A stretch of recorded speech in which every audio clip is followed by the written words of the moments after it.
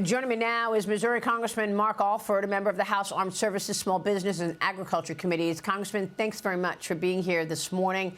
I'd like to get your reaction here. Protests are also going on at UT Austin. That's your alma mater.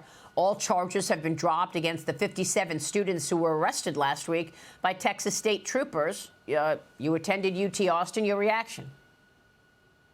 Well, look, I agree with Professor Dershowitz, except for I don't think they are coming. I think they are here. The porous border that Joe Biden and Alejandro Mayorkas has allowed to happen. We have, 2 million known gotaways? There are sleeper cells right now in the United States of America who are sympathetic, if not members of Hamas or the jihadi movement at the minimum. We have to be aware. And these protesters, many of them are peaceful protesters, but there's some who are involved in criminal activity, and they should be treated as such, criminals. Yeah, I mean, look, we know that it's not all students. There are people who are from the outside piling on here. Last week, we had your colleague, Carlos Gimenez, come on the program and say, don't be surprised to learn that part of this is Communist China and the Communist Party of China piling on our discussions and our political conversations in the U.S. How much of this is outsiders? How much of this is students, do you think? Well, I think a lot of it's being funded by outside forces, including George Soros, those who are determined to disrupt and bring chaos into our country and divide our great nation. I think Xi Jinping is part of that. The policies from China is to have influence in every part of the country, to disrupt our upcoming elections. Xi Jinping has his tentacles in everything that we do in America. DJI drones that are spying on America. The Belt and Road Initiative, where he's building ports, airports, roadways, highways in third world countries and in our hemisphere as well, trying to create influence and trying to squeeze out Taiwan. Yeah, well, this is just ridiculous that the U.S. military, the Pentagon, would be buying drones from China. You just said DJI drones. This is a Chinese company. You're telling me that the Pentagon and the U.S. military are using drones in our military from China? This is crazy. They are DJI drones. They come from China. Every municipality in America has bought them.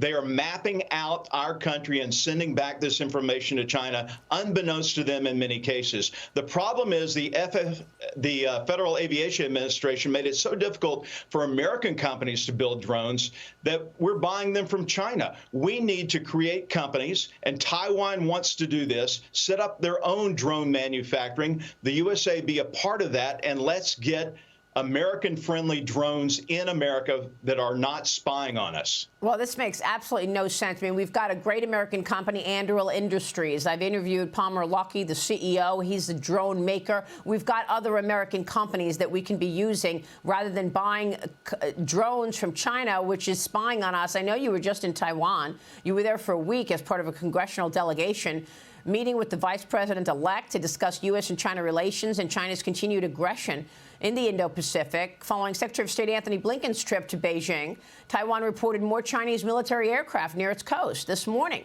the Chinese Foreign Ministry condemned the U.S. foreign aid bill to support the Indo-Pacific, stating that China will protect its national sovereignty.